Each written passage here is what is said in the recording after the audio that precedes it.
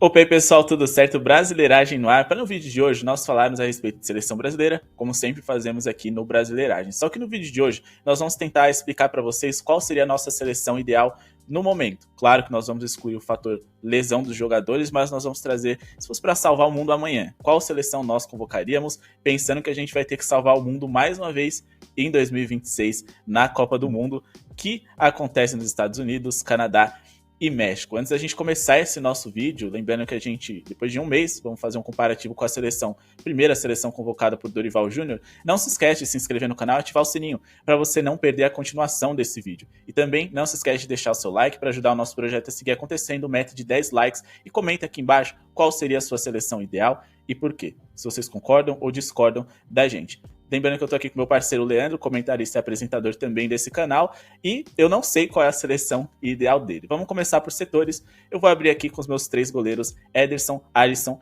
e Bento. E aí o Leandro vai falar os 3 goleiros dele. Caso a gente tenha alguma divergência, nós vamos debater do porquê que a gente tem que convocar um e não o outro. Fala galera, grande abraço a todos. Esse vídeo aqui vai ser interessante, Léo. A gente vai tentar aí ver como que se estamos calibrados em alguns nomes, né? E ver realmente o que a gente pensa para o próximo ciclo, né? Então vamos lá. Os meus 3 goleiros são Ederson, Alisson e Lucas Perry. Por que você acredita que o Lucas Perry merece mais do que o Bento? O Lucas Perry, ele já foi vendido pro Lyon, né? Pela SAF ali, parceria do John Textor, então acredito que ele já vai ter uma experiência e uma rodagem europeia, o que faz diferença. E outra, foi uma grande temporada do Perry ano passado pelo Botafogo, e para mim ele se mostrou muito seguro referente a toda a temporada. Eu não me lembro de alguma falha grotesca dele, tá? Não estou falando que o Bento teve, mas eu não me lembro de falha, e isso é muito importante a gente levar em consideração, tanto que no nosso vídeo comentamos sobre os brazucas lá na Premier League, na Terra da Rainha, mencionamos a falha do Alisson, tá? Então, assim, o que eu quero dizer é que o PR, para mim, ele se mostra mais seguro do que o Bento nesse primeiro momento de análise, tá? E eu estou levando em consideração o fator Europa, porque ele já vai ter uma rodagem europeia junto com o Lyon. Então, a minha dúvida é justamente do quanto que ele vai ter sequência no Lyon. A gente sabe que um goleiro que acaba de chegar, ele precisa ser consistente, principalmente nos primeiros jogos, né? Claro, dele ter minutagem. Qualquer falha que ele possa vir a ter, a gente deve ter um goleiro aí que vai perder espaço e vai gerar desconfiança. Talvez de um goleiro que veio justamente porque existem relações extras ali entre Botafogo e Lyon. Mas até por ser São Paulino, né, eu lembro que o PR, ele não teve grandes momentos no São Paulo. Eu sei que era ali um goleiro mais jovem do que o que é esse do Botafogo, mas eu sempre tive algumas dúvidas quanto algumas questões como a forma física dele, a questão de sair do gol, o passe também, e eu acho que isso é muito importante para um goleiro moderno. Por isso eu vou priorizar o Bento na minha seleção. Agora vamos falar aqui a respeito dos laterais. Na lateral direita, eu iria de Danilo e Ian Couto. Na lateral esquerda, eu iria de Samuel Lino e Caio Henrique. O Danilo, ele é o primeiro capitão ali, né, do Juventus não italiano depois de muitos anos. E eu acho que foi com 4 ali laterais que não são tão, digamos, experientes, com tanto tempo de seleção, não seria muito bom. E aí, Danilo, Alexandre, eu prefiro ficar com o Danilo, até porque ele pode fazer a função de zagueiro. E é um jogador que tem uma liderança dentro do grupo, no qual eu acredito que ele não vai perder. Lógico que agora o treinador é outro, mas sempre que a gente fala a respeito de reunião de jogadores que são líderes do elenco, reuniões que aconteceram com Neymar, Alisson, Marquinhos e o próprio Danilo, além do Casemiro. Então eu acho que isso daí tem um peso. E a gente sofreu tanto aí com o Neymar, não tendo jogadores experientes para poder fazer essa passagem de ciclo dele. Então acho que manter esse lateral mais experiente é muito importante. O Ian Couto, a gente precisa testar jovens laterais. Na lateral esquerda, o Samuel Lino está pedindo passagem. O Caio Henrique, por mais que eu tenha algumas dúvidas quanto o desempenho dele no Mônaco, no campeonato francês, e também eu acho que ele eu gostaria de ter ali um lateral mais defensivo e um mais ofensivo para cada uma das laterais. Só que eu prefiro ficar logo com o Lino e com o Caio Henrique e testar eles. Insistir até alguém aparecer de forma consistente pedindo passagem. Tenho também 2 nomes para lateral direita e são iguais aos seus. Acho que o Ian Couto e o Danilo. O Ian pela temporada que vem fazendo pelo Girona e pela estreia que ele teve na seleção. Muito seguro, sabia o que fazer com a bola, não enrolou, não inventou, fez o feijão com arroz, mostrou que ele tem capacidade para vestir a camisa da seleção. E para mim ele pode ser sim o nome para a próxima convocação. E o Danilo, faço das minhas palavras as suas, experiência, confiança, liderança, que é muito importante para a seleção brasileira, principalmente para essa passagem de ciclo, né? A lateral esquerda eu fiquei também com uma pulga atrás da orelha, tentando lembrar alguns nomes, né? Na minha visão, o Caio Henrique ele é um dos nomes, porque eu não vi ele muito não sendo testado bastante na seleção, e creio que ele é um bom jogador. E outro nome que eu tenho para essa convocação é Alex Telles, mas eu tenho também consciência e levei muito em consideração que esse nome é um nome como se fosse uma incógnita para mim, um ponto de interrogação, pelo fato histórico de lesões do Alex Telles. E aí você mencionou também em alguns vídeos atrás que gosta muito do Alex Telles, eu também gosto, apesar dele ter ido para uma liga muito distante dos nossos olhos, que é a Liga Árabe, mas ainda assim eu creio que o Alex Telles possa estar numa próxima convocação, pelo fato de eu ver ele jogar já em algumas situações lá no Manchester United, até mesmo em outros clubes eu vi que ele pode render na seleção, sim. E uma ressalva, o Samuel Lino, ele para mim não está na lateral esquerda, tá? Só dando spoiler aí na minha convocação. Então, quando a gente fala assim de Alex Telles, eu já expliquei que ele é o meu lateral preferido, ele tem bola parada, ele é o que melhor cruza, só que ele tomou muita decisão errada, cara. Ele foi do Grêmio pro Galatasaray, se não me engano, ou foi pra Inter de Milão, mas de toda forma são dois times ali que, no momento em que ele foi, eram boas portas de entrada, mas nada muito além disso. Depois foi pro Porto, né, se estabeleceu, era capitão, foi decisivo em um título, aí ele sai pro United, o United do jeito que tava, com muitos problemas, e aí depois ele foi pro Sevilha. Assim, o meu ponto com ele são tomadas de decisões erradas. Agora vamos falar a respeito dos zagueiros. Eu acredito que o Marquinhos ainda precisa ser convocado. Talvez em relação a talento seja o nosso melhor zagueiro ainda, mas ele já tá devendo há muito, muito tempo. Não é de hoje, alguns jogos ali ele foi reserva do PSG por opção técnica, e por mais que a gente entenda que existe ali uma parada de perseguição, né, teorias da conspiração, seja ali do Luiz Henrique, ou então do Mbappé, que mandou todo mundo ali embora, né, os amigos do Neymar, só sobrou o Marquinhos, eleição 2 vezes ali para ver quem ia ser capitão, 2 vezes, uma na frente de todo mundo, outra ali escondida, perdeu o Mbappé. Então, assim, eu não sei o quanto que essa questão do Marquinhos tem a ver com a parte técnica apenas, que a gente sabe que ele estava devendo, ou com essas questões extracampo, mas para a seleção tem que ser chamado. Gabriel Magalhães, eu diria que dos 4 zagueiros que eu vou citar, ele é o meu menos preferido, mas ele é o que mais dá motivos para continuar sendo chamado. Canhotos também, a gente sabe que a saída de bola é importante por conta disso. E os meus outros 2 zagueiros são o Bremer, eu gosto muito do Bremer, inclusive eu acho ele um pouco mais, ele é menos técnico do que o Gabriel Magalhães, mas eu acho ele mais destrutivo, digamos assim, para jogadas, ele é mais forte, eu acho ele mais intenso. E aí, o meu outro zagueiro seria nesse momento o Thiago Silva, até alguém de fato mostrar que merece uma vaga ali na seleção como um 4º zagueiro, porque eu acho que ele tá ali dentro do grupo, a experiência de Europa que ele tem para enfrentar seleções de alto nível, para dar ali um conselho para um zagueiro mais jovem, eu acho que é muito importante. E, ok, a gente dificilmente vai ver ele atuando em 2026, mas é o que eu disse, é um processo, e eu acredito que até aparecer alguém que esteja jogando do nível dele, não dá para trocar. Concordo, Léo. Eu tenho 4 nomes também feitos para a zaga, ali para a parte defensiva da seleção. Concordo com a sua visão sobre o Marquinhos, deve a um tempo tecnicamente. E assim, vou ser um pouco polêmico aqui. Ele não pode dever tecnicamente no Campeonato Francês. Desculpa, no Campeonato Francês no máximo tem 3 times ali, né? Nos últimos anos a gente percebeu ali que o Campeonato Francês ele não é forte tecnicamente, comparado à La Liga da Espanha, comparado à Bundesliga da Alemanha, a Premier League da Inglaterra, essa eu nem coloco na comparação, que para mim é melhor, e até o próprio italiano, né, que vem ali caminhando sempre com uma divergência de campeões. Então o Marquinhos ele tem que se ligar, ele tem que abrir o olho para ele começar a jogar em alto nível como ele sempre jogou. Gabriel Magalhães defende a convocação, pelo fato do Arsenal já há alguns anos vir com bons projetos e ele está no meio deles, vindo do Lille, né? E assim, o Gabriel Magalhães, para mim, ele é um dos melhores zagueiros brasileiros atuais, pelo fato da saída de bola, pela segurança. Mas às vezes ele falha alguma... Cara, é do futebol, ossos do ofício que a gente chama, porque zagueiro é o cara que está mais propenso, junto com o goleiro, a ter falhas, né? Então, o Gabriel Magalhães, para mim, ele merece ser convocado, continuar sendo convocado. O Thiago Silva, para mim, ele precisa estar nessa próxima convocação pelo fato de passar uma experiência também para o Gabriel Magalhães, que para mim vai ser o nome da Copa de 2026. Já estou pensando lá na frente mesmo, tá? E o nome que para mim, ele merece também ter, e eu defendi ele no vídeo passado, foi o Murilo do Nottingham Forest, pelo fato de que ele já está jogando na Inglaterra já tem um tempo, já domina algumas coisas sobre como funciona o futebol inglês, e eu estou pensando para esse jogador num próximo compromisso da seleção, que é o amistoso contra a Inglaterra. Então, ele vai ter essa casca, ele vai criar. E, assim, é um nome que eu levaria para a gente testar.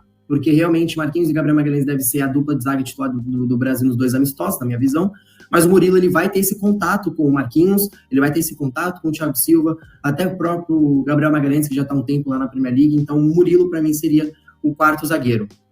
Se a gente for pegar assim o nosso zagueiro, as nossas últimas impressões que a gente tem dos nossos melhores zagueiros, eu ainda acho que o Militão, ele é o melhor zagueiro da seleção brasileira, pensando no último recorte dele, a minha dupla seria Marquinhos e Militão, mas eu acho que até que ele volte aí, tem um ritmo legal, eu ficaria ali com o Thiago Silva, tentando revisar de março, né? Então, e vai demorar até pegar ritmo também, mas eu acho que para 26 seria ele, sem dúvidas. Só citando aqui para ninguém achar que eu tô esquecendo o zagueiro de um dos principais, o principal. Não, sim, mundo, né?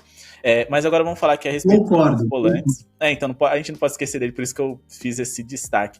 Agora, nossos volantes. Eu iria de Casemiro, Douglas Luiz, Bruno Guimarães, Joelinton, Paquetá, dá pra gente colocar ele como volante, né? E eu acho que eu iria de Rafael Veiga ali no meio. Fechei aí meus 6 volantes. Provavelmente ali eu faria um revezamento ali do Douglas Luiz com o Casemiro, do outro lado ali Bruno Guimarães com o Joelinton. E aí aquele meio campo / volante, mais meio campo, né? Mas que pisa na área também, é decisivo, revezando o Paquetá e o Rafael Veiga. Eu acho que a gente tem muitos volantes ali para digamos que de ser 5 e 8 ali, eu gosto muito do que a gente tem de material, eu adoro ali o João Gomes, gosto muito mesmo dele, mas eu acho que a gente ainda precisa testar e insistir um pouco no Bruno Guimarães, que ainda não mostrou que veio na seleção. O Douglas Luiz, para mim, ele não pode ficar de fora, porque eu acho que ele é um cara que circula muito bem a bola, e para um time que nem o Brasil, que muitas vezes vai dominar ali o jogo, eu gosto muito de um jogador ali que tipo inverte as bolas com velocidade, e também tem um passe que ganha campo.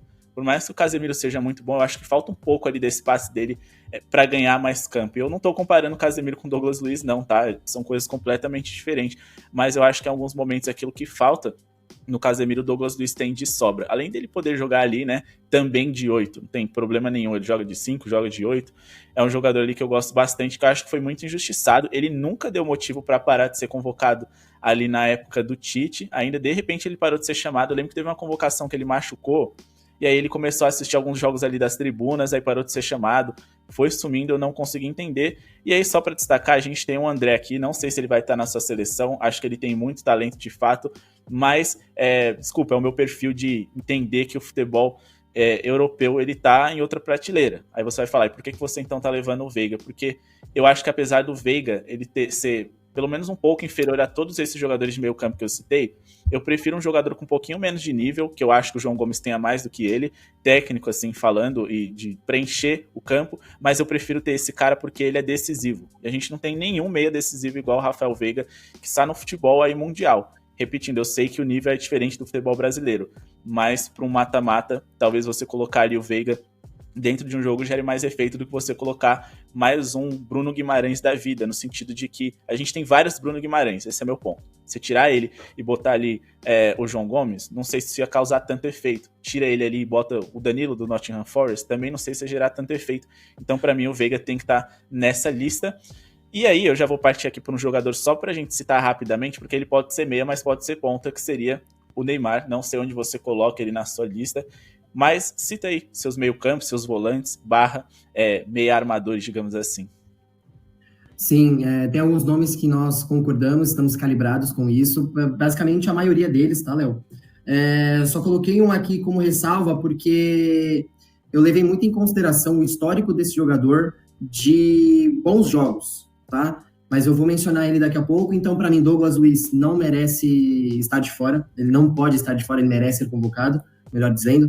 Bruno Guimarães, preciso ver mais dele, preciso ver essa presença que ele tem no Newcastle, tá? O Casemiro, nome já um dos líderes da seleção, não tiraria, né? O Paquetá, também como meia pensante, ele joga de 8, às vezes de 5 lá no West Ham, muito esporadicamente, mas mais de 8, porque lá o West Ham tem o Souček, tem o Ward-Prowse, que joga de 5, então o Paquetá ele joga mais como meia pensante. O Veiga, pelo simples fato também de ser decisivo, e outra, a bola parada do Veiga é muito importante. O Palmeiras leva perigo na bola parada por questões de o Veiga bater muito bem na bola, né? Falta, escanteio, arremate de fora da área é importante para o Rafael Veiga também ser lembrado, tá? E um nome que eu daria uma chance, e esse aqui é um nome um pouco polêmico porque quase nem comentamos sobre ele, mas eu lembrei e eu quero dar uma chance para ele, é o Felipe Anderson, da Lazio, Caraca, porque... eu achei que você ia falar uma bomba. Leandro, eu tava segurando a risada quando você tava construindo. Não, não. Pode seguir, pode seguir. Vou mandar qualquer outra aí, menos Achei que o você ia Felipe soltar uma Anderson. pedrada. Achei que você ia soltar uma pedrada. Não, vou mandar um Max Pardalzinho aqui, mas não, eu acho que o Felipe Anderson ele merece ter uma chance, porque a Lazio ela conseguiu chegar na UEFA Champions League por muito em conta da temporada que o Felipe fez, né, nesse ano que a Lazio conseguiu carimbar a vaga. E para mim ele é um jogador versátil, joga nas pontas como jogava no West Ham, joga como um 10, digamos assim, meia pensante. Ele não tem aquele jogo de velocidade, de pegar e partir para cima, mas na minha visão ele vai ser uma peça muito importante se for convocado por essa versatilidade que ele tem no meio campo. E eu coloquei o Neymar no meio campo, tá? Coloquei o Neymar no meio campo porque ele não tem mais aquela velocidade que ele tinha anteriormente. E nos últimos jogos, por mais que eu tenha reclamado um pouco dele prender muito a bola em determinadas situações do jogo, para mim ele é muito importante na construção. Muito, muito importante. Ele acha passes que você não vê, ele acha jogadores no quais os jogadores que atacam o espaço, como o Rodrigo e Vini Júnior, ele consegue abastecer esses caras, então eu coloco o Neymar no meio campo. Então, acho que a gente teve aí principalmente como divergência o Joelinton e o próprio Felipe Anderson, né? Eu defendo mais o Joelinton, porque eu acho que a nossa seleção ela sempre teve um perfil aí de meio campo muito baixo, e por mais que a gente fale, caramba, é muito físico, a gente tem ali um Casemiro, a gente já chegou a ter um Paulinho, eu acho que, tipo assim, eu acho que falta um pouco ali de um cara que preencha mais o campo, sabe? Que seja alto, que seja forte. Eu acho que o Joelinton, ele tem esse modelo de jogador europeu que talvez a gente tenha sentido muita falta ali contra a Croácia, onde a gente perdeu o meio campo. Por mais que a gente tenha ali aqueles volantes no estilo mais trabalho de formiguinha, né, que era o Fred no caso, e no caso do Fernandinho, que eu acho que ele nem tem um perfil tão semelhante ao Casemiro, isso me preocupava um pouco, né, sempre o reserva do Casemiro era o Fernandinho, sendo que, apesar de jogarem os 2 de 5, eram jogadores bem diferentes. Eu acho que faz falta esse jogador com esse perfil mais europeu igual o Joelinton. Talvez o cara que tem o melhor equilíbrio entre esse perfil europeu e brasileiro é justamente o Bruno Guimarães, que joga com ele. Mas é um cara ali que eu sinto que ele sentiu o peso da camisa da seleção todas as vezes que ele entrou em campo. E talvez eu sinta o mesmo em relação ao Felipe Anderson, que só conseguiu jogar, na minha visão, na própria Lazio. Ele não foi bem no West Ham, ele não foi bem ali também no Porto, praticamente nem entrou em campo, e saiu daqui do Santos, onde muitas pessoas pensavam, cara, por que ele foi para lá? O Felipe Anderson, as pessoas falavam também, né? Então, não que eu não ache a sua opinião válida, claro, assim, eu acho que ele é um ótimo jogador, inclusive eu sempre defendo os jogadores do campeonato italiano, mas é muito mais um argumento a favor do Joelinton, se é que me entende. Sim, concordo. Mas agora vamos falar aqui dos nossos jogadores de beirada, né?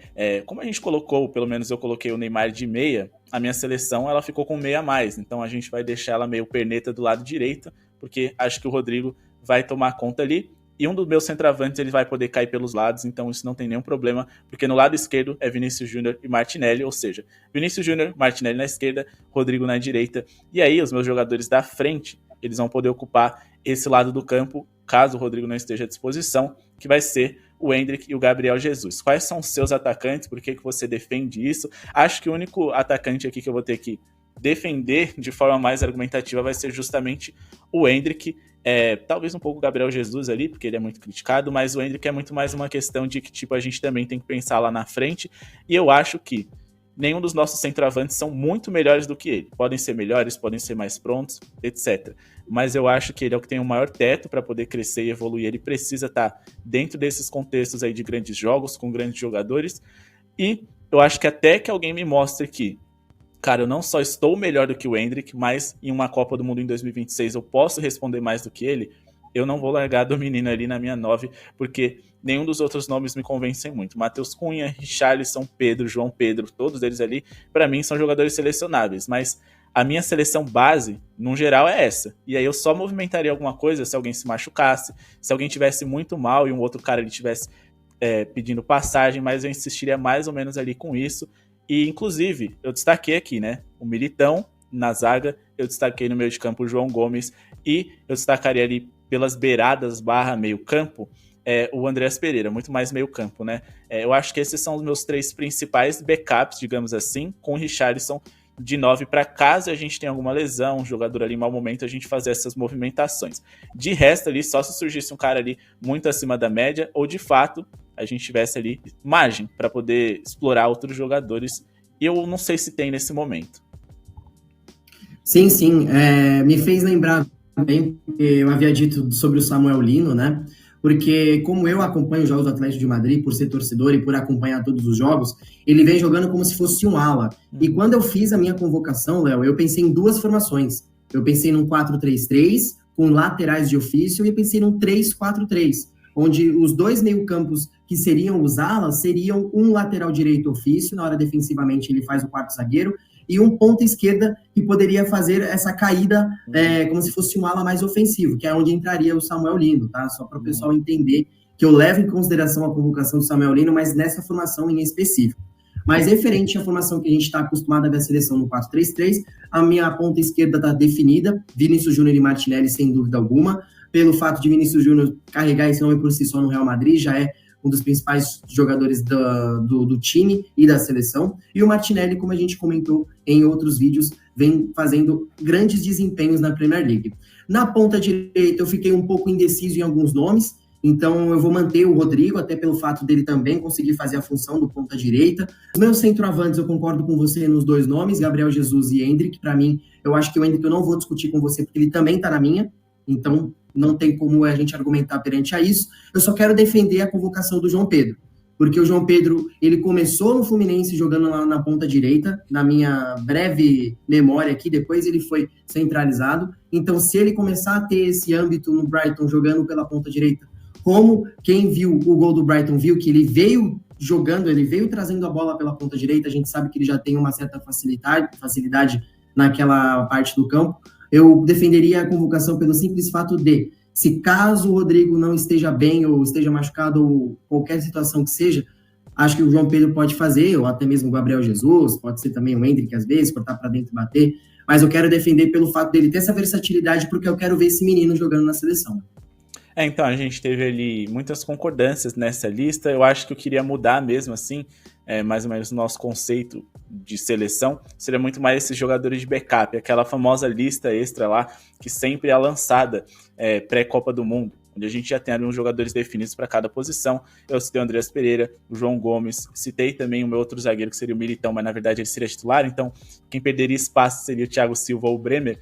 E na beirada ali, eu acho que às vezes faz falta ali um pouco, um ponto ali que tipo machuque o gol, que chute um pouco mais de fora, então por isso que eu defendo o Rafinha. Só que assim, a gente precisa de muitos desses jogadores, não só os que eu citei, mas outros extras, que a gente sabe que tem condição de chegar na seleção, inclusive alguns do Brasil, Pedro, Gerson, são alguns desses nomes, talvez o Antony, até quem goste dele, o Neres. A gente só precisa que esses jogadores sejam mais consistentes em grandes palcos, e querendo ou não, a nossa memória mais fresca acaba afetando um pouco na nossa decisão. Os jogadores brasileiros são um pouco prejudicados, porque eles estão disputando estaduais. Os principais times do Brasil, Atlético, Palmeiras e Flamengo, a gente só teve o Palmeiras aí, de fato, encerrando o ano assim, tipo, bem, tipo, ó, tá tudo certo.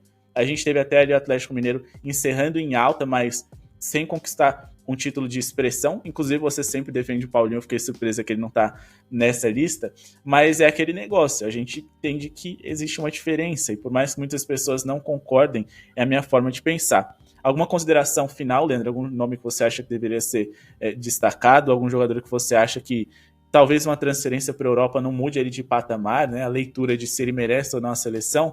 E também, você acredita que faz diferença atuar no futebol europeu, por exemplo? Léo, você mencionou do Paulinho, eu não coloquei o Paulinho, mas ele tá naquela lista, né, do backup, ou seja, naquela pré-lista. Mas eu acho que nesse cenário, nesse primeiro cenário, o João Pedro, para mim, ele está um passo à frente por questão de jogar na Europa. Então, já consigo emendar minha resposta na sua segunda pergunta, que faz diferença você ter esse contato lá no velho continente, porque você está jogando com os melhores do mundo, né?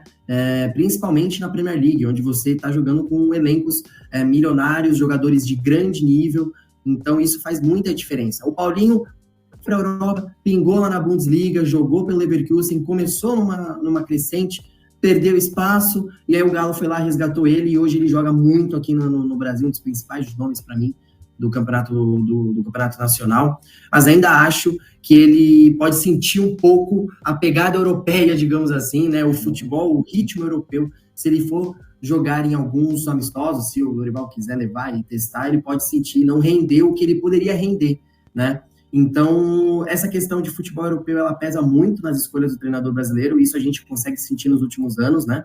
Principalmente por nomes muito lembrados pela torcida que não foram convocados, né? Um exemplo, muita gente que eu conheço pediu o Dudu na seleção em anos passados, pedia outros jogadores como Gabigol, enfim. O Luan, Rei da América, em 2017.